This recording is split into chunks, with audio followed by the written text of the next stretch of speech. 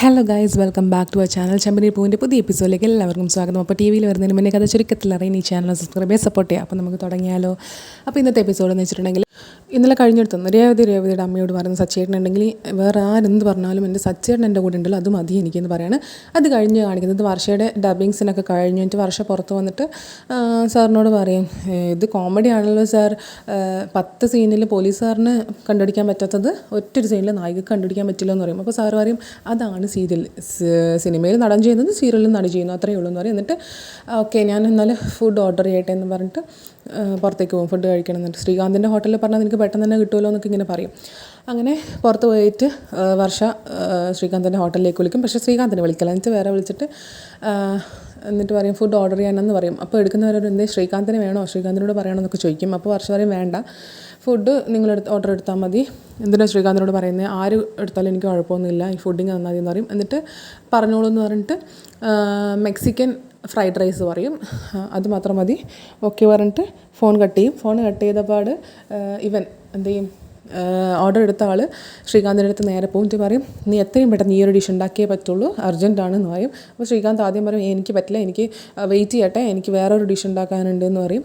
അപ്പോൾ ഇവൻ പറയും, ഫ്രണ്ട് പറയും, പറ്റില്ല, നീ എന്ത് ഇതുണ്ടെങ്കിലും അതെല്ലാം മാറ്റി വെച്ചിട്ട് നീ ഇത് ചെയ്യണം എന്നിങ്ങനെ പറയും. എന്നിട്ട് ആരാടാ VIP ഇങ്ങനെ ചോദിച്ചിട്ട് നോക്കും. അപ്പോൾ വേറെ ആരും, നിൻ്റെ വൈഫ് തന്നെ എന്ന് പറയും. വർഷയും ചോദിക്കും. എന്നിട്ട് വർഷ നിന്നെ വിളിച്ചോ, എന്നെപ്പറ്റി എന്തെങ്കിലും ചോദിച്ചോ എന്നൊക്കെ ചോദിക്കും. അപ്പോൾ അവൻ പറയും, എന്താടാ, ഇല്ല നിന്നെപ്പറ്റി ഒന്നും ചോദിച്ചില്ല, എന്താണ് നിങ്ങളുടെ പ്രശ്നം, ഇതുവരെ പിണക്കം ഇതുവരെ തീർന്നില്ലേന്ന് ചോദിക്കും. അപ്പോൾ അവൻ ഒന്നുമില്ലെന്ന് ഇങ്ങനെ പറയും. എന്നിട്ട് വേഗം ഇതുണ്ടാക്കി കൊടുക്കുമെന്ന് ഇങ്ങനെ പറഞ്ഞിട്ട് അങ്ങനെ ശ്രീകാന്ത് അപ്പോൾ ഒരു പുഞ്ചിരിയൊക്കെ വരും കേട്ടോ. എന്നിട്ട് ശ്രീകാന്ത് വേഗം ഫുഡൊക്കെ ഉണ്ടാക്കി കൊടുക്കും. അത് അവിടെ നിർത്തി. എന്നിട്ട് പിന്നെ കാണിക്കുന്നത് ഇവിടെ നമ്മുടെ വീട്ടിൽ. അപ്പോൾ സുധിയാണെങ്കിൽ ഇങ്ങനെ ഫോണ് ഞോണ്ടിക്കൊണ്ടിരിക്കുകയാണ്. ആ സമയത്ത് രേവതി വന്നിട്ട് നമ്മുടെ രവി അച്ഛനെ ഫുഡ് കഴിക്കാൻ അച്ഛന്ന് പറഞ്ഞിട്ട് വിളിക്കും. രേവതി അങ്ങോട്ടേക്ക് പോകും. അപ്പോൾ അച്ഛൻ പറയും, സുധി വാ ഫുഡ് കഴിക്കാമെന്ന് ഇങ്ങനെ പറയും. സുധി ഇങ്ങനെ പോകാൻ നോക്കുമ്പോഴത്തേക്ക് അച്ഛൻ പറയും, എന്താടാ നീ ജോലിയൊന്നും അന്വേഷിക്കുന്നില്ലെന്ന് പറയും. ആ സമയത്ത് സച്ചിയും വരും. നീ ഒന്നും ജോലിയൊന്നും അന്വേഷിക്കുന്നില്ലെന്ന് ഇങ്ങനെ ചോദിക്കും. അപ്പോൾ ഇവൻ പറയും, കാനഡയിലേക്കുള്ള ജോലി എന്ന് പറയും. അപ്പോൾ അച്ഛൻ പറയും, അതിന് പൈസ കൊടുക്കണ്ടടാ, പൈസ കൊടുക്കാതെ ഏതെങ്കിലും ജോലി നോക്കി ഇവിടെ തന്നെ ഒരു ജോലി കണ്ടുപിടിക്കുന്നൊക്കെ പറയും.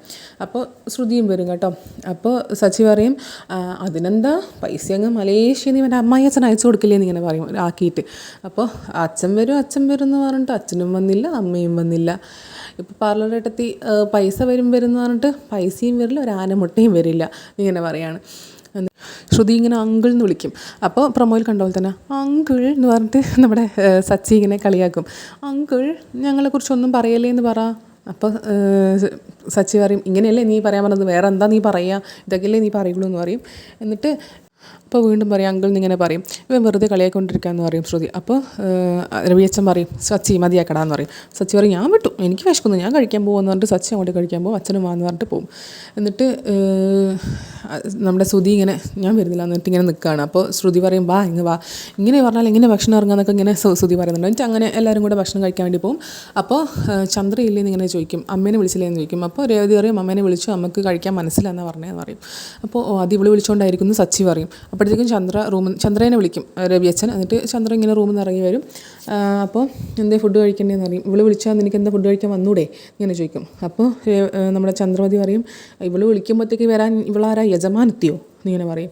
അപ്പോൾ ഇവള് ഫുഡ് കഴിക്കാൻ തന്നെയല്ലേ നിന്നെ വിളിച്ചെന്ന് ഇങ്ങനെ രവിയച്ഛൻ ചോദിക്കും.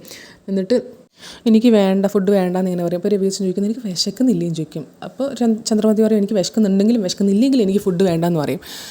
ഇതെന്താന്ന് ചോദിക്കും. അപ്പോൾ സംഭവം ശ്രീകാന്ത് വരാത്തതുകൊണ്ടാണെന്ന് ഇങ്ങനെ പറയും. എന്നിട്ട് ഇവിടെ പ്രശ്നം ഉണ്ടാക്കിയവൻ ഇവിടെ ഞെളിഞ്ഞ് നിൽക്കുന്നുണ്ട്, ഇവിടെ സുഖിച്ച് നിൽക്കുന്നുണ്ട്, അതിന് ചാവി കൊടുത്തവൾ ഇവിടെയുണ്ട്.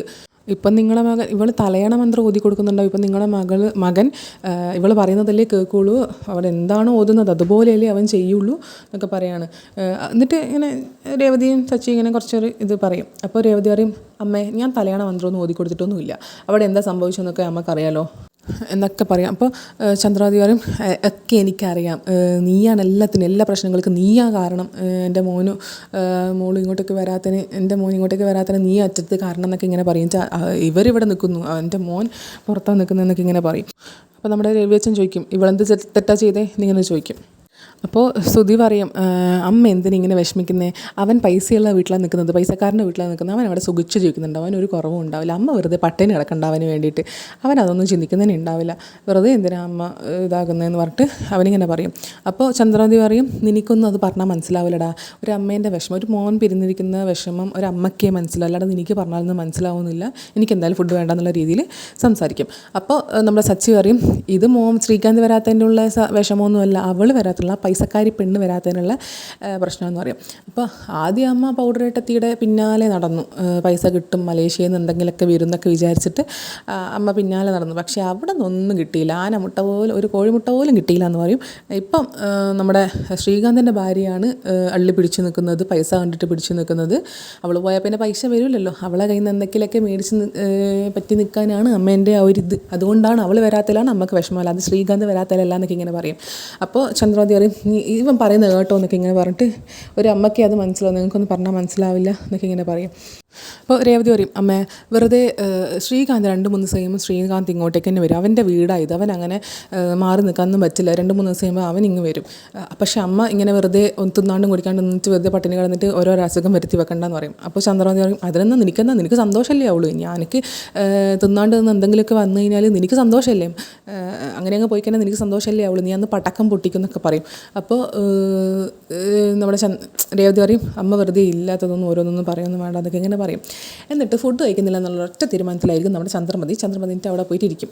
അപ്പോൾ ചന്ദ്രമതി കഴിക്കാത്തതുകൊണ്ട് നമ്മുടെ ശ്രുതിയുടെ നമ്പർ ശ്രുതി പറയും അമ്മ കഴിക്കാണ്ട് ഞങ്ങൾ എങ്ങനെയാണ് കഴിക്കുക, അമ്മ പട്ടിണി കിടക്കുമ്പോൾ നമുക്ക് എങ്ങനെയാണ് കഴിക്കാൻ പറ്റുക, അമ്മ കഴിക്കുന്നില്ല നമ്മളും കഴിക്കുന്നില്ല, ഞാനും കഴിക്കുന്നില്ല, എനിക്കങ്ങനെ കഴിക്കാൻ പറ്റില്ല.